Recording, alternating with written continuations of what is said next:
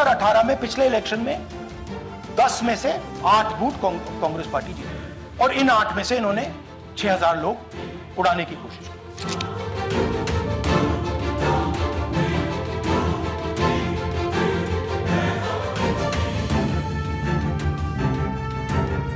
उनकी हताशा निराशा दिन पर दिन बढ़ती जा रही है और आरोपों की राजनीति को इन्होंने अपना आभूषण बना लिया है।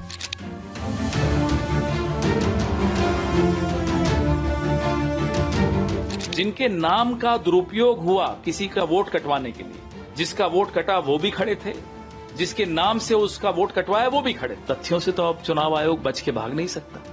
7 दिन का समय दिया है, दीजिए जवाब।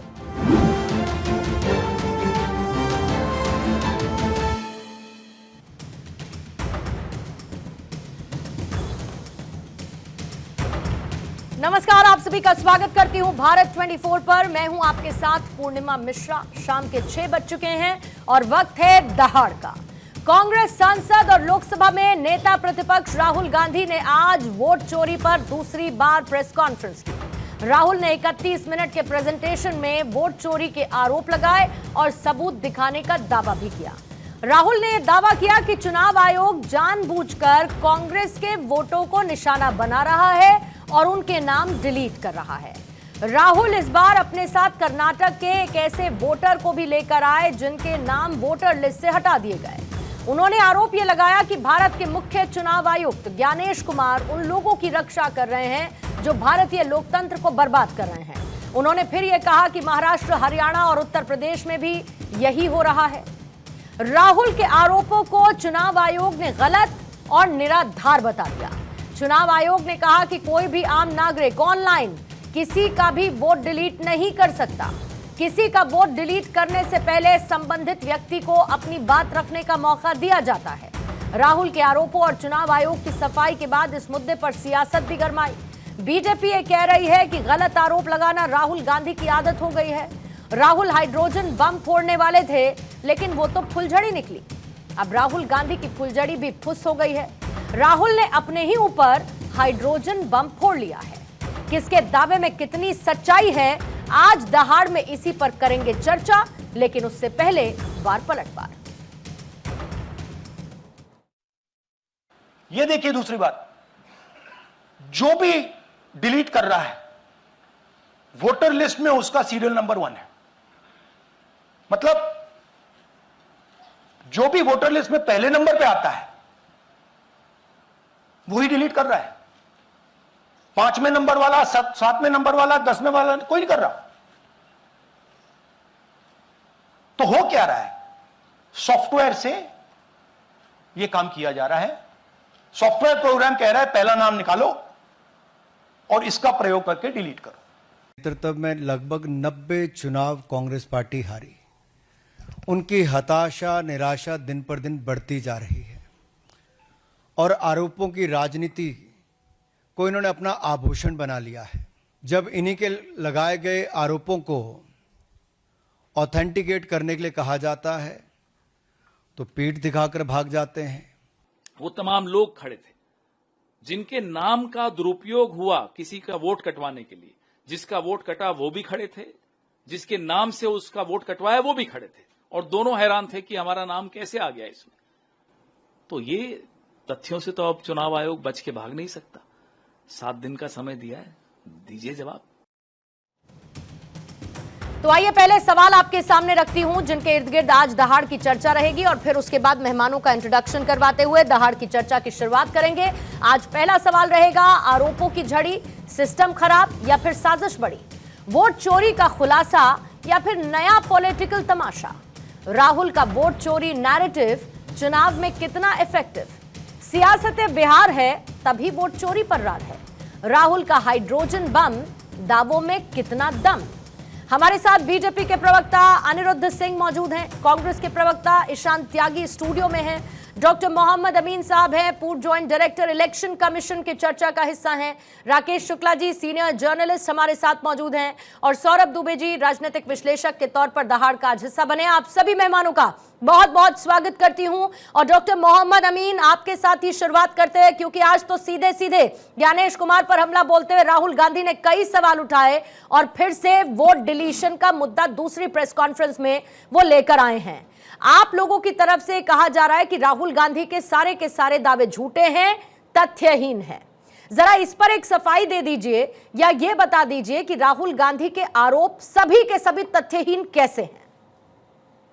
पूर्णिमा जी, जो इलेक्शन कमीशन ने कहा कि आरोप झूठे हैं तो किसी तथ्यों के आधार पे कहा होगा।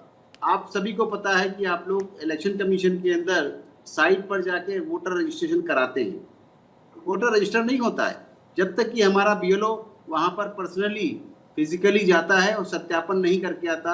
जब तक सत्यापित नहीं होता तब तक के बीएलओ उसको वोटर लिस्ट में एंट्री नहीं करता है और ना ही सर्टिफाई करता है। तब तक वो AERO भी उसको नहीं वोटर लिस्ट में ऐड करता। ये तो हो गई बात एडिशन की। जहाँ तक सवाल है डिलीशन का, तो डिलीशन भी इससे पॉसिबल नहीं है पूर्णिमा जी।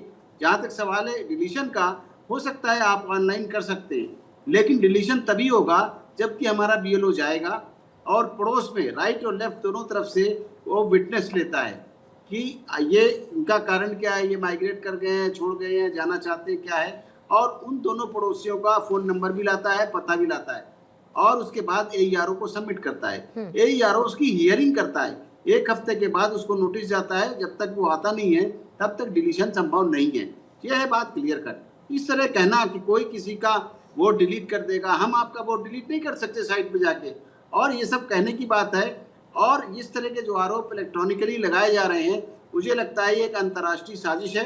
या तो किसी अपने देश के अंदर की रची जा रही है या विदेशों से रची जा रही है, जिसका कारण है कि वो कहा जाता है कि पहले वोटर लिस्ट में गया और पहले वोटर लिस्ट के नाम से डिलीट हो गया। ये असंभव सी बात है, बिल्कुल अप्रत्याशित बात है, झूठ बात है। इसको मैं सिरे से नकारता हूँ। तो इलेक्शन कमीशन को इसे लेकर और ज्यादा पारदर्शिता क्यों नहीं रखता है? अगर राहुल गांधी मान के चलिए आपके हिसाब से यूं ही आरोप लगा देते हैं, आप कहते हैं कि या तो कोई अंतर्राष्ट्रीय साजिश है या फिर अंदर ही कोई साजिश रचने की, एक झूठा नैरेटिव लाने की कोशिश कर रहा है, तो फिर डेस्टिनेशन IP अगर राहुल गांधी मांगते हैं तो दे दीजिए, उन्हें डिवाइस डेस्टिनेशन पोर्ट दे दीजिए, OTP ट्रेल दे दीजिए।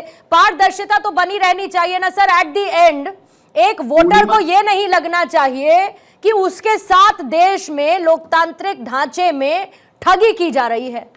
पूर्णिमा जी, इस बात से तो आप एग्री करेंगे कि वो प्रेस कॉन्फ्रेंस करके कहते हैं, वहां पर पब्लिकली कहते हैं, प्रेस के सामने कहते हैं, तो क्या इलेक्शन कमीशन भी वहां जाएगा उनको सबमिट करने के लिए प्रेस कॉन्फ्रेंस करके, कि उनको इलेक्शन कमीशन के पास आना चाहिए? इलेक्शन कमीशन से अगर कोई शिकायत है, इलेक्शन कमीशन के से उनसे कोई रेक्टिफिकेशन चाहिए, क्लैरिफिकेशन चाहिए, सबमिशन चाहिए, डिलीशन चाहिए, एडिशन चाहिए, या वो अपनी बात कहना चाहते हैं, तो तथ्यों के आधार पर प्रमाणित पेपरों के साथ वहाँ सबमिट करें।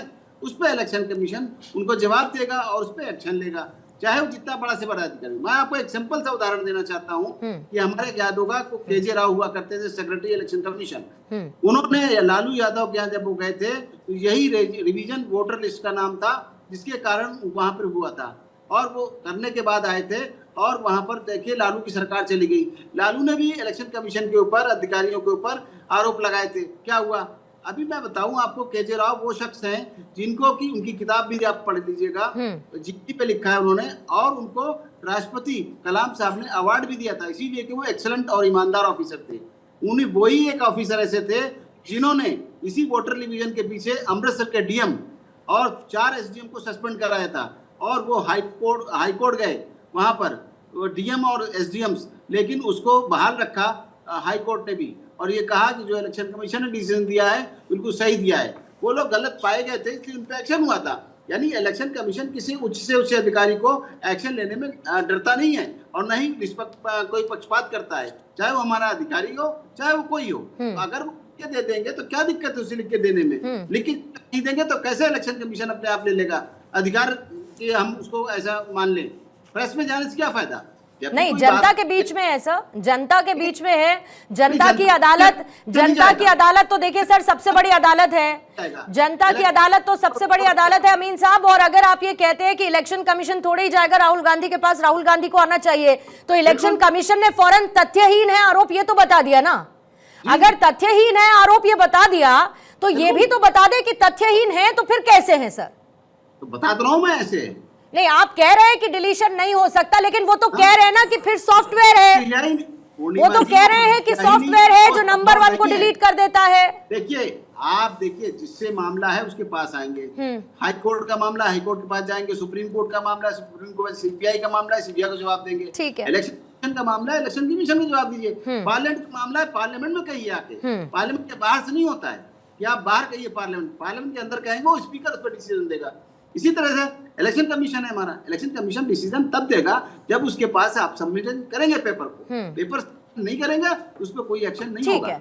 ठीक है। यानी कि अगर आपके पास सारे सबूत, सारे papers with the complain submit किए जाते हैं तो उस पर इलेक्शन कमीशन एक्शन लेने के लिए बाध्य है, और उस पर वो एक्शन लेगा पूरी जांच करने के बाद। ईशान त्यागी आपके साथ, फिर उसके बाद अनिरुद्ध जी आपके पास में आती हूं।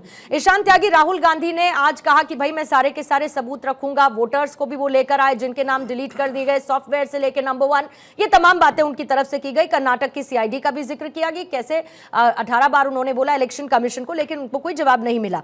लेकिन फिर भी कानूनी कसौटी पर तो ये तमाम आरोप खरे उतरने चाहिए ना, या फिर ये एक नैरेटिव की तरफ बढ़ती हुई कांग्रेस नजर आ रही है कि बार बार इस संवैधानिक संस्था को निशाना बनाया जाए, पहले ईवीएम से लेके अब वोट चोरी का पूरा प्रोपेगेंडा, ताकि अपनी राजनीतिक जमीन को मजबूत करना आधार है, या फिर वाकई में अगर आप इसका सोल्यूशन चाहते, पारदर्शिता लाना चाहते, बहुत अच्छी बात है, तो फिर let's go by the right way. क्या दिक्कत है इसमें?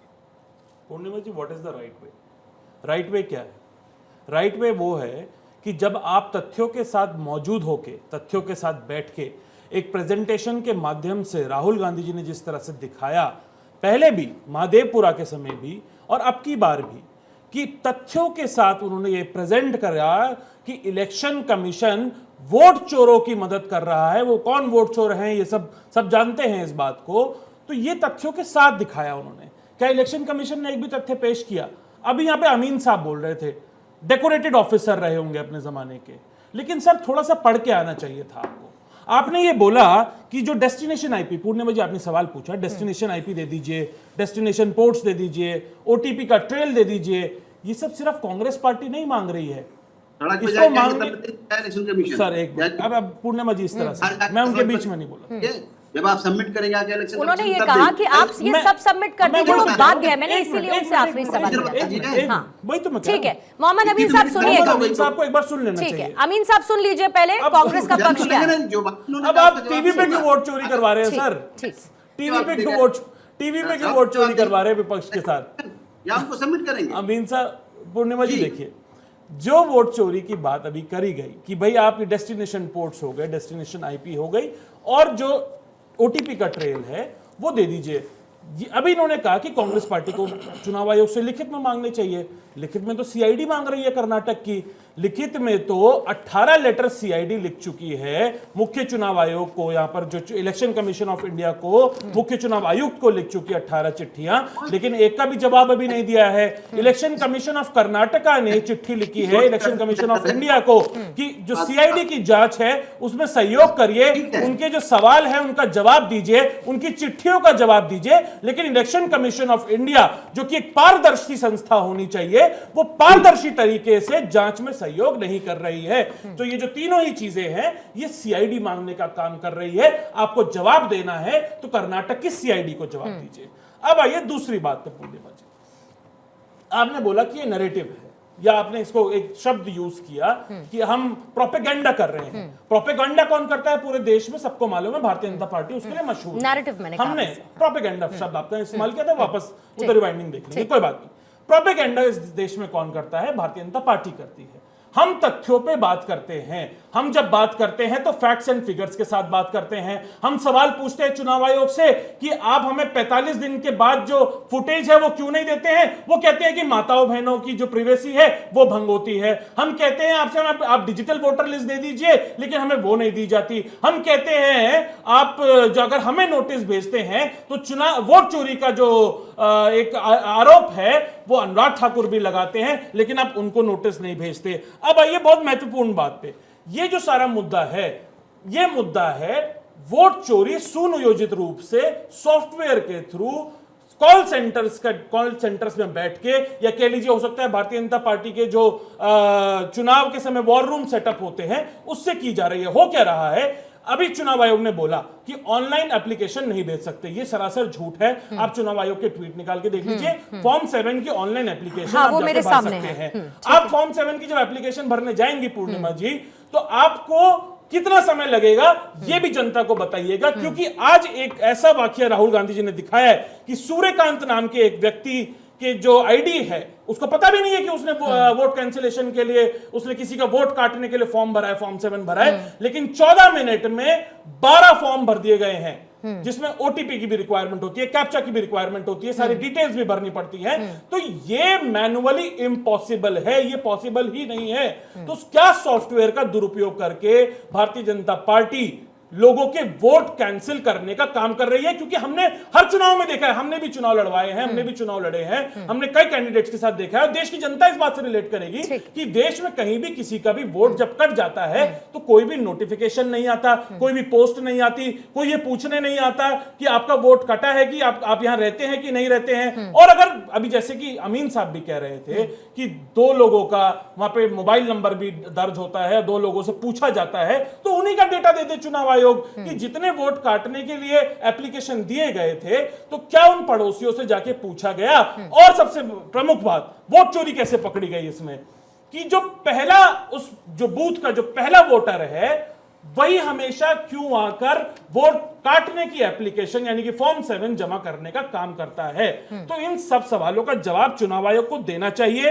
और जो चुनाव आयोग ने बोला है कि एफआईआर रजिस्टर हुई है, भाई एफआईआर तो चुनाव आयोग ने तब रजिस्टर करी कर्नाटक में जब हमारे कैंडिडेट एक डेलीगेशन लेके उनके पास गए और बोला कि वोट चोरी हो रही है, वोट गलत तरीके से काटे जा रहे हैं। उसके बाद चुनाव आयोग ने इसमें दर्ज करी एफआईआर, और चुनाव आयोग जो है कर्नाटका का, उसकी जो जांच है वो सीआईडी के पास चली जाती है। सीआईडी 18 बार पत्र लिखती है इलेक्शन कमीशन ऑफ इंडिया को, जिसका इलेक्शन कमीशन ऑफ इंडिया जवाब नहीं देता। ठीक है, अनिरुद्ध जी से भाग रहा है, कौन उसको प्रेरित कर रहा है भागने के लिए, इसके सवाल के जवाब आने चाहिए।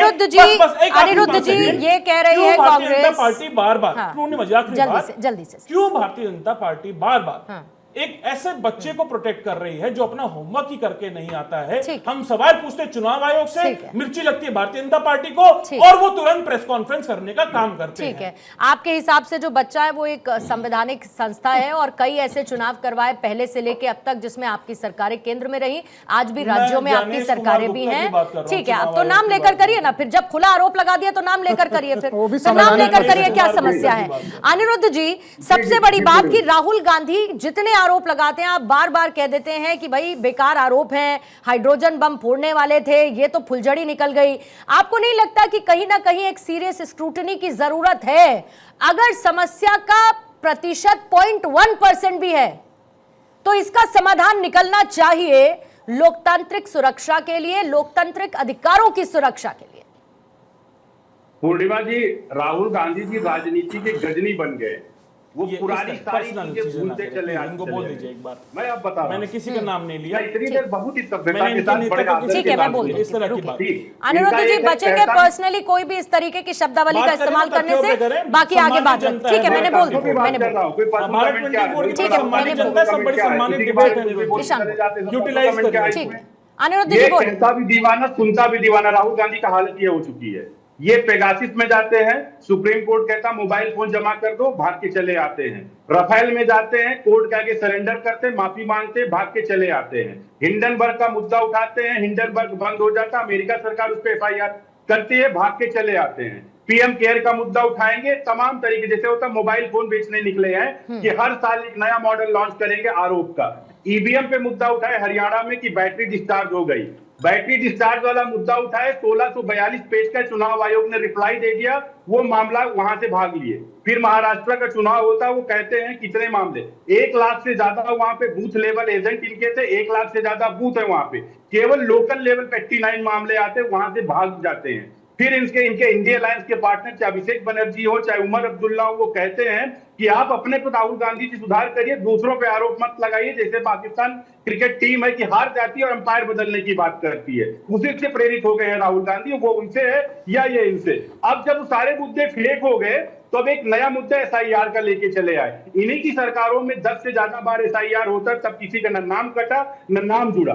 उसके बाद में फिर चले आते वोट चोरी, ये चोरी, वो पार्टी हमें बता रही वोट चोरी का, जो शुरू से लेके वोट चोरी के अंदर नेहरू जी का इतिहास सबको पता, अंबेडकर जी को चोरी से हरवा दिया था, मौलाना को चोरी से जितवा दिया था, 71,000 वोट उस टाइम पर नल हो गए थे, 14,000 से अंबेडकर जी चुनाव हार गए। सत्ता चोरी इंदिरा गांधी ने किया, 40 से बार राष्ट्रपति शासन भारत के अंदर लगा। अगर उनको कोर्ट ने कहा कि आप उनका ठीक, मैंने मान लिया अनिरुद्ध जी, आपने कहा आदतन, ठीक है, आपने कहा आदतन राहुल गांधी सिर्फ और सिर्फ आरोप लगाते हैं, आपने कहा आदतन आरोप लगाते हैं। चलिए एक सेकंड को इसको कंसिडर कर लेते हैं, लेकिन फिर मैं वापस से अपने सवाल पर आती हूं sir.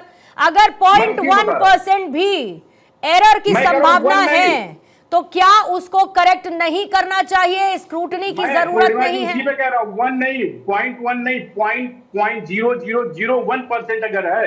Rahul Gandhi ji, Sonia Gandhi ji national Herald case में बेल पे है, एफिडेविट देते हैं, तो कम से कम यहाँ एफिडेविट देने की क्या जरूरत है? पार्लियामेंट प्रोसीडिंग में चले जाए एफिडेविट देके, नहीं सुप्रीम कोर्ट में चले जाए। मामला सुप्रीम कोर्ट, मामला कांग्रेस का और इलेक्शन कमीशन का, इनको सुप्रीम कोर्ट में एफिडेविट देके चले जाना चाहिए। आप लोग की जब सरकारें नहीं थी तो क्या आप तब जनता की अदालत में नहीं जाते थे? जनता की अदालत में लोग जाए, लेकिन तो राहुल गांधी भी तो जा रहे हैं जनता की अदालत में, बार बार सुप्रीम कोर्ट चले जाएं, सुप्रीम कोर्ट चले जाएं, सुप्रीम कोर्ट चले जाएं, वाली बात क्यों सर? अगर इनके बात में दम है तो क्यों नहीं जा रहे कोर्ट में, लिखित में क्यों नहीं? अरे सर, आपने भी तो ऐसे बड़े आरोप लगाए थे ना। मैं ईशान ले रही हूँ, प्लीज एक सेकेंड ईशान, प्लीज मैं ले रही हूँ काम। अनिरुद्ध जी, जब आप लोग आरोप लगाते थे तब आप भी तो कहते थे कि जनता से बड़ी कोई अदालत नहीं है, हम क्यों जाएंगे सुप्रीम कोर्ट? आज राहुल गांधी कोर्ट चले जाए, क्यों? ये प्रतिबद्धता सिर्फ राहुल गांधी के लिए क्यों, ये बीजेपी के लिए क्यों नहीं थी जब वो विपक्ष में थी? पूर्णा जी, आप रिकॉर्ड उठा के देख लीजिए, चाहे 2G हो चाहे 3G, चाहे जो भी जी हो, हम लोग तो चाहे जीजा जी वाला मामला, चाहे सर इलेक्शन कमीशन पर आप लोगों ने आरोप नहीं लगाए, ये तो मत कहिए। राहुल गांधी के अंदर इलेक्शन कमीशन पर आप लोगों ने आरोप नहीं लगाए, ये तो मत कहिए अनिरुद्ध जी। नहीं, आरोप क्या? कोई कहेगा ऑक्सीजन नहीं लेना, सर के बल चलना, पैर के बल चलना, राहुल गांधी आके यहाँ पर बकैती करते, उनकी बात को सब ऐसे कोर्ट में जाए ना।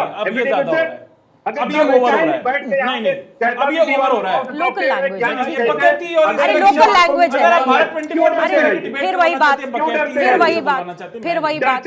मैं इस तरह की डिबेट में नहीं आता। बोलिए अनिरुद्ध जी, बकैती और एक भी तथ्य का सवाल पूछे, एक भी जवाब नहीं दिया, एक भी तथ्य नहीं दिया। मुझे सुनने दीजिए प्लीज, मुझे सुनने दीजिए। आपको जमानत मिली ना, तब एफिडेविट दे दो, लिखित में दे दो, कोर्ट में चले जाओ, बात खत्म। मैं उसका जवाब दे दूं? फिर वही बात पर फिर मैं वही सवाल दोहराती हूं कि ये प्रतिबद्धता सिर्फ कांग्रेस के लिए क्यों है? भाई, जब भाजपा विपक्ष में थी, कोई भी आरोप हम लोग लगाते, सबसे पहले कोर्ट में जाते थे। हाँ। कोर्ट में जाने के बाद फिर आते थे, आरोप लगाते थे। बता दीजिए कौन से आरोप हम लोगों ने हवा में लगाए? पहले मैं एक ओपनिंग स्टेटमेंट गिना दिया, हवा में लगाए हैं। ठीक है, इनके मैंने 3 गिना दिया, जल्दी बोलिए। और नेहरू जी के टाइम से गिरा दिया। जवाब सुन लीजिए, 30 सेकंड में। जब ईवीएम्स देश में इंट्रोड्यूस करी गई तो भारतीय जनता पार्टी के जो लीडरशिप थी उसने उसका विरोध करने का काम किया था। मुझे एक भी जगह दिखा दीजिए कि आप सुप्रीम कोर्ट गए हो और उसके बाद आपने वहां पे हलफनामा दायर किया हो कि आप ईवीएम का प्रयोग देश में ना हो, और इलेक्शन कमीशन में आपने एक भी हलफनामा किया हो तो मुझे दिखा दीजिएगा। आपने पूर्णिमा जी इनसे 10 सवाल पूछे, आपने पॉइंट स्पेसिफिक सवाल पूछे। ये 1947 से लेके आज 2024 तक आके सब कुछ बातें इन्होंने बता दी, लेकिन एक भी सवाल का आपके जवाब नहीं दिया। ये क्या करते हैं कि इलेक्शन कमीशन को बचा रहे हैं बार बार, और इलेक्शन कमीशन ठीक है। राकेश शुक्ला जी, राहुल गांधी के आरोप आप किस तरीके से देखते हैं? गंभीर मुद्दा, ये दूसरी बार प्रेस कॉन्फ्रेंस थी या फिर सिर्फ और सिर्फ चुनावी शोर शराबा, एक नैरेटिव बिल्टअप करने की कोशिश, 2019 से पहले चुनाव आयोग को सवालों के घेरे में खड़ा करने की कोशिश? नहीं पूर्णिमा जी, आप बिल्कुल सही कह रही हैं। अब मुझे भी लगा जब आज प्रेस कॉन्फ्रेंस की सूचना मिली कि राहुल गांधी जी प्रेस कॉन्फ्रेंस करने वाले हैं, तो मुझे लगा कि शायद हाइड्रोजन बम फोड़ेंगे, और मुझे लगता देश के अधिकांश जनता को यही लगा था कि आज कोई तथ्यात्मक बात राहुल गांधी जी करेंगे। राहुल गांधी जी के बातों का दम तब आता जब राहुल गांधी जी इस बात को वहां पे लाइव में प्रमाणित करते कि ये सॉफ्टवेयर है और इस सॉफ्टवेयर के जरिए डिलीट किया जा रहा है, तो वो एक प्रमाण होता और वो प्रमाण इतना बड़ा प्रमाण होता कि चुनाव आयोग जवाब नहीं दे पाता। आप जिन तथ्यों को लेके सामने आए, जिन मतदाताओं को लेके आए और विधायक को लेके सामने आए, मुझे लगता है वो विधायक, वो मतदाता उतना प्रमाण प्रस्तुत करने की स्थिति में नहीं है, जिसकी वजह से राहुल गांधी जी का बात में जितनी वजन होनी चाहिए वो वजन नहीं हो पाई। इसके पहले हमें ध्यान देना होगा, ईवीएम को लेके इसी तरह का बखेड़ा दोनों राजनीतिक दलों से, मैं किसी एक पार्टी की बात नहीं कर रहा, दोनों राजनीतिक दलों की तरफ से बखेड़ा खड़ा किया गया। चुनाव आयोग की तरफ से अंत में हार के यही निर्वाचन आयोग कार्यालय के सामने ईवीएम रखा गया और कहा गया कि राजनीतिक पार्टियां आएं और इसे हैक करके दिखाएं। कोई भी राजनीतिक पार्टी नहीं गई। तो अब ये जो वोट चोरी का एक नया नैरेटिव, मैं तो आपने जो कहा एकदम सही, ये नया नैरेटिव जो खड़ा हुआ है और ये कहा जा रहा कि वोट चोरी हो रही, और आज एक नई बात कही गई कि ऑनलाइन वोट डिलीट हो रही, तो मुझे लगता है मैं यहाँ बैठ के आपको भी वोट डिलीट कर सकता हूँ यदि ये होता है तो। और ऐसे यदि सॉफ्टवेयर डेवलप हो चुका है, आप बिल्कुल सही कह रही, चुनाव आयोग को इसकी जांच करनी चाहिए। बिल्कुल। राहुल गांधी जी चुनाव आयोग जाएं या ना जाएं, लेकिन यदि आपके ऊपर उंगली उठी है तो चुनाव आयोग की पहली जिम्मेदारी बनती है कि इस बात की जांच करे कि क्या ऐसा कोई सॉफ्टवेयर हुआ है जो ऑनलाइन डिलीट कर सकता है मतदाताओं का नाम। और राहुल गांधी जी की बात पे तब और दम होगा जब राहुल गांधी जी जिसकी तरफ से उनको पता चला कि सॉफ्टवेयर डेवलप हुआ है, उस सॉफ्टवेयर को लाते और लाके दिखाते कि इस तरीके से आप बटन में क्लिक करिए और ये डिलीट हो रहा। ठीक है, लेकिन सौरभ जी जो अभी कह रहे हैं राकेश शुक्ला जी, जिम्मेदारी राहुल गांधी की है सारी, क्या मंच पर लाएं, किसी को डिलीट करवा कर दिखाएं? अरे चुनाव आयोग भी तो जांच कर सकता है ना इसकी, चुनाव आयोग करे जांच और फिर उसके बाद ये बताए राहुल गांधी को कि एक बार, दो बार, 10 बार प्रेस कॉन्फ्रेंस कर लो, आपके आरोप तथ्यहीन है और ये है उसका जवाब। कर ले चुनाव आयोग, प्रेस जांच कर ले, क्या दिक्कत है? दूध का दूध, पानी का पानी हो जाए। देखिए पूर्णिमा जी, मुझे लगता है कि ये चूंकि एक बड़ा राजनीतिक विषय बन गया है, इसलिए हम इसको चुनाव आयोग बनाम राहुल गांधी देखने लगे हैं। लेकिन मुझे लगता है कि इस देश के अंदर जो है जब भी सुधार होते हैं तो उस पर एक सामंती प्रहार करने की कोशिश की जाती है, और यह देश तमाम सामंती प्रहारों को परस्त करते हुए चुनाव सुधार कार्यक्रम हो या अन्य सुधार कार्यक्रम हो, उसकी तरफ बहुत आगे बढ़ चुका है। देखिए जिस प्रकार से लगातार मुझे लगता है कि चुनाव आयोग को एक राजनीतिक हथकंडा बना दिया गया है, उसको हथकंडे की तरह इस्तेमाल किया जा रहा है। राजनीतिक पार्टियां खासतौर पे विपक्ष है, क्योंकि देखिए लोकसभा के चुनाव में निश्चित तौर पे कांग्रेस को बढ़त मिली थी और विपक्षी पार्टियों को बढ़त मिली थी, और कहीं ना कहीं भारतीय जनता पार्टी के वोट कुछ कम हुए थे, उनकी जो है सीटें कम आई थी। उसके बाद से इन लोगों को, विपक्ष को बहुत उम्मीद थी, खासतौर पे कांग्रेस को हरियाणा के अंदर, और हरियाणा में जो अप्रत्याशित तरीके से चुनाव परिणाम आए, भारतीय जनता पार्टी बम्पर सीटों के साथ जीत गई। उसके बाद मुझे लगता है कि महाराष्ट्र का चुनाव हारे, फिर दिल्ली का चुनाव हारे, तो कहीं ना कहीं ये जो एक नैरेटिव सेट करने वाली बात आप कह रही हैं, ये बिल्कुल तथ्यात्मक रूप से मुझे लगता है कि ये सटीक बात है कि अब एक नैरेटिव सेट किया जा रहा है कि वो चुनाव आयोग को कहीं ना कहीं पब्लिक के बीच में, जनता के बीच में गुमराह करके वो बिहार के चुनाव को भुनाने की कोशिश में लगातार। पर इसका फायदा तो लोकसभा चुनावों में भी मिला था ना, जब संविधान खतरे में है का नैरेटिव आया था, मिला था ना कांग्रेस को, मिला था, बिल्कुल मिला था। चूंकि उस समय जो भारतीय जनता पार्टी है या अन्य पार्टियां जो उनके गठबंधन की हैं, उन्होंने इसको अनदेखा कर दिया था, और इसीलिए राहुल गांधी हो या अखिलेश यादव जी समाजवादी पार्टी हो, उनको बड़ी सफलता इसके अंदर मिली थी। आज वही समय है कि जब लगातार चुनाव आयोग पे आरोप लग रहे हैं या ये विपक्षी पार्टियां आरोप लगा रही हैं,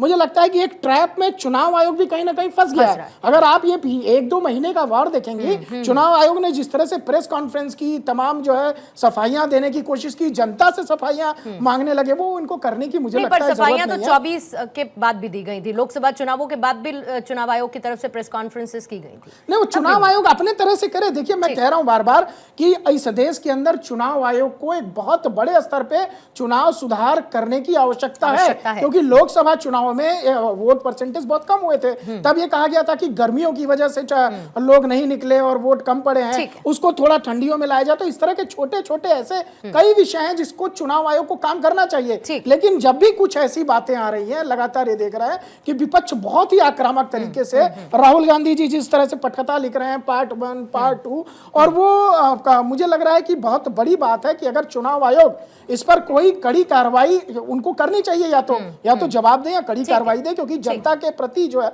जनता के मन में जो विश्वास है अपने वोट को लेकर के, क्योंकि जनता विश्वास वाली बात है। हाँ, एक घंटा जनता लाइन में खड़े होकर के वोट डालती है, जनता खड़े होकर के वोट डालती है। मुझे आपने कहा कि भाई वोटर डिलीशन हो रहा है और डिलीट सॉफ्टवेयर के थ्रू हो रहे हैं, ये इतना बता दीजिए मुझे कि ये सॉफ्टवेयर ऐसा कौन सी एआई टेक्निक से लैस हो सकता है संभवतः कि इसमें सिर्फ और सिर्फ वो वोटर्स डिलीट होते हों जो वोटर्स कांग्रेस के हों?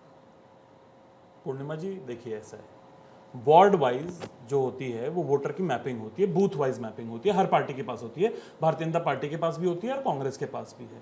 कांग्रेस को पता है कि ये मेरे बूथ मजबूत हैं और ये मेरे बूथ कमजोर हैं। इसी तरह से भारतीय जनता पार्टी को भी पता है कि ये मेरे जो बूथ हैं ये हमारे मजबूत हैं, भारतीय जनता पार्टी के मजबूत हैं, और ये जो बूथ हैं वो कांग्रेस के मजबूत हैं। हमने जो डेटा दिखाया है वो उन 8 बूथों पे कांग्रेस पार्टी विजयी थी पिछली बार।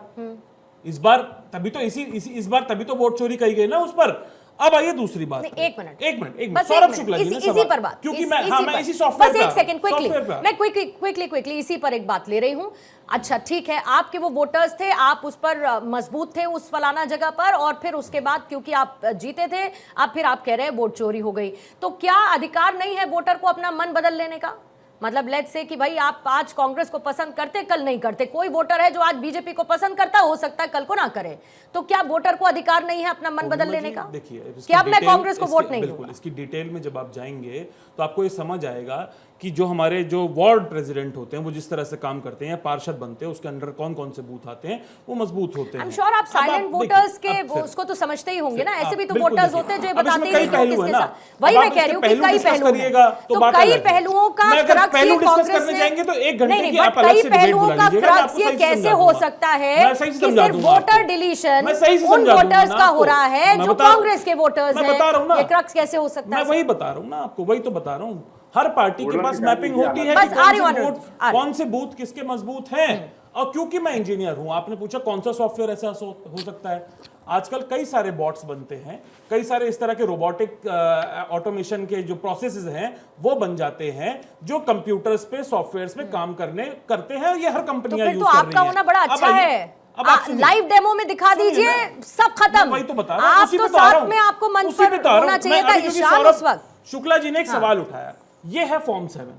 अगर आप इस ये है फॉर्म 7, इसमें क्लियर लिखा है, और मेरे पास 2019 का अप्लाई करेंगे। मैं आप मुझे बताइए कि एक मिनट ये सुनिए, इलेक्शन कमीशन का 2019 का ही ट्वीट है, इस पे ओटीपी 2019 का बाकायदा ट्वीट है जिसमें इस फॉर्म को मेंशन किया गया है, form 7 can be filed online फलाना फलाना वोटर। 2019 का ट्वीट इलेक्शन कमीशन का मेरे पास है, 26 दिसंबर का होगा, ठीक है जी, ठीक है, 26 दिसंबर 2019 का है, बिल्कुल है ये मेरे पास। लेकिन मैं फिर उसी सवाल पर आती हूं कि कैसे, अगर या तो आप उसको सामने रख दीजिए, डेमो दे दीजिए, जैसे कि ईवीएम पर आपने सवाल उठाए, बेसिक सी बात, आपने ईवीएम पर सवाल उठाए, इलेक्शन कमीशन ने कहा कि आइए हम आपको बताते हैं पूरी की पूरी ड्रिल कर कि कैसे ईवीएम हैक नहीं हो सकती है। ठीक उसी तरीके से अगर आपको लगता है कि वोटर डिलीशन हो रहा है और वो भी कांग्रेस के वोटर्स का डिलीशन हो रहा है, तो उसको सामने लाइव डेमो रख के रख दीजिए, क्या दिक्कत है? डेमो कर देंगे, लेकिन एक बहुत ही बेसिक सवाल है और ये जनता समझ जाएगी। ये फॉर्म 7 है जो मैं आपको दिखा रहा हूँ, क्या ये फॉर्म 7, मुझे ये बताइए, अब आपकी स्क्रीन में शायद दिख नहीं रहा है वो सही से, लेकिन जनता इसको खोल के देख सकते हैं कि फॉर्म 7 जो है वोटर डिलीशन का, वो 1 मिनट में अप्लाई हो सकता है कि नहीं हो सकता है, या 1 मिनट से ज्यादा लगेगा कि 1 मिनट से कम लगेगा।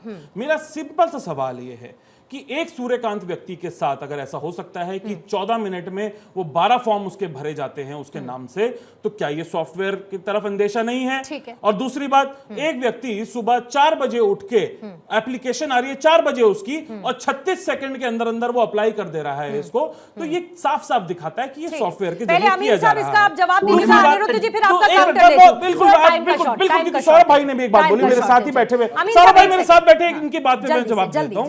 इन्होंने बोला बोला कि ये नैरेटिव बनाने का हम काम कर रहे हैं। सौरभ भाई, ये मुद्दा पता है कब का है? ये 2023 के असेंबली चुनाव का डेमो मुद्दा देख लिया है, इलेक्शन कमीशन जिसपे ने? सीआईडी को अभी तक इलेक्शन कमीशन ने जवाब ही नहीं दिया है। ये 2024 के बाद मुद्दा नहीं है, अमीन साहब, ये 2023 का आपके लिए मुद्दा है। 1 मिनट का कम से सर कम मेरे जल्दी भाई थोड़ा पढ़ के आया जवाब करिए कब इस बात देंगे? पे। अब मैं बता रहा हूँ 2029 के बाद एफिडेविट की देंगे बात क्या? सुनिए ना मेरी पे। बात। एफिडेविट सिर्फ हमारी जिम्मेदारी है कि भारतीय जनता पार्टी की भी जिम्मेदारी है? भाई अनुराग ठाकुर के अपने प्रेस कॉन्फ्रेंस में अमीन साहब सवाल जवाब उठा रहे देंगे, हैं। अमीन साहब जल्दी देंगे सर, जवाब देंगे इसका। हाँ जी, याद होगा आपको कि जिस तरह से ईवीएम के लिए बुलाया गया था, कोई पार्टी वाला वहां पर हाजिर नहीं हुआ था, मैं वहां पर मौजूद था। इसी तरह से झूठ बातें हैं, इनको अगर है तो क्या ये आके वहां पर डेमो देंगे इस बात का? इलेक्शन कमीशन के अंदर इलेक्शन कह रहे हैं वो कमीशन दे देंगे, और कह रहे हैं डेमो वो दे देंगे देंगे। और जस्टिफाई करें, क्या दिक्कत है इनको? ठीक है, वो कह रहे हैं, लेकिन आगे आके वो डेमो दे देंगे। अनुरुद्ध जी,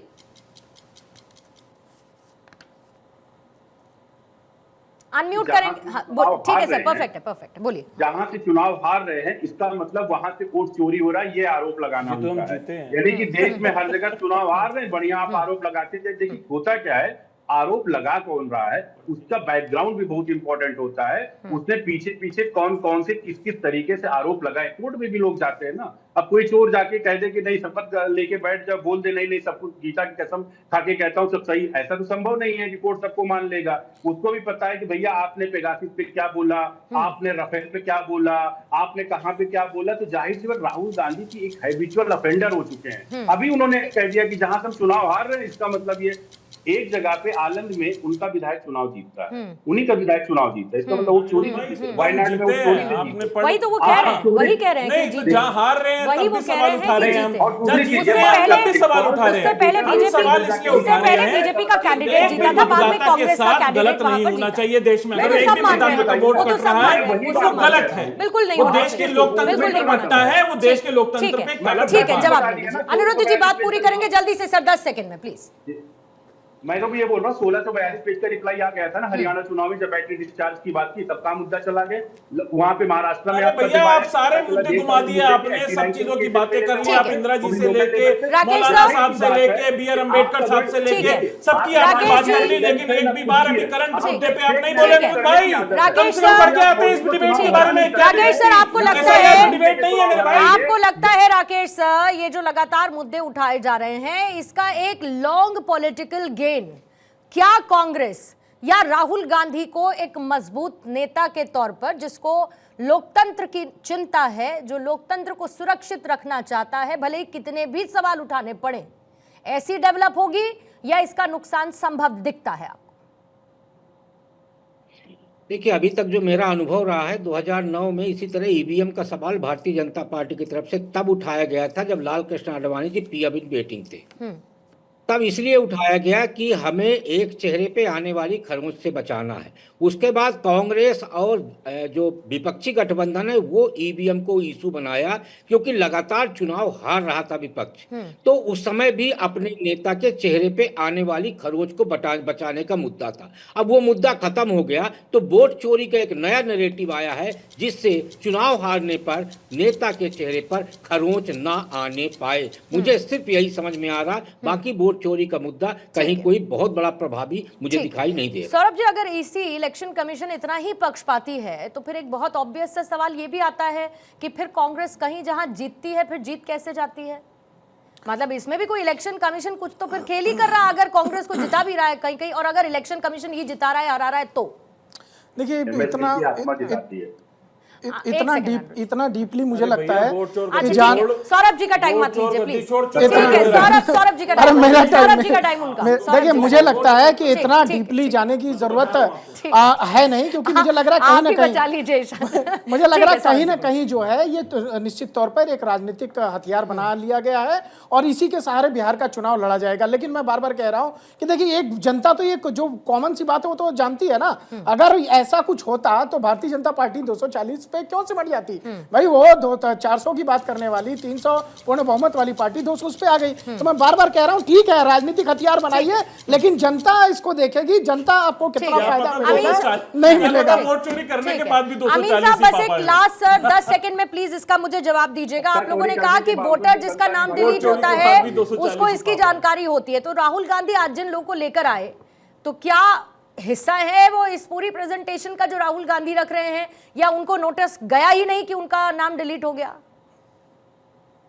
उनके पास नोटिस गया नहीं होगा या उनको मिला नहीं होगा, ये तो मैं इस बात को नहीं मानता हूँ। अच्छा। जब तक नहीं जाएगा तब तक कि उनका नाम नहीं कटेगा। अच्छा, ठीक है सर, लेकिन भविष्य में अगर चुनाव आयोग पर सवाल उठते हैं तो चुनाव आयोग की भी बराबर की जिम्मेदारी है उस पारदर्शिता को बनाए रखने की, क्योंकि ये जनता के लिए है और जनता से ऊपर तो सर लोकतांत्रिक दायरे में कोई और हो नहीं सकता। बहुत बहुत शुक्रिया आपका अनिरुद्ध जी, ईशान त्यागी, मोहम्मद अमीन साहब, आपका भी शुक्रिया, राकेश जी, सौरभ जी, धन्यवाद आपका दहाड़ की चर्चा में शामिल होने के लिए।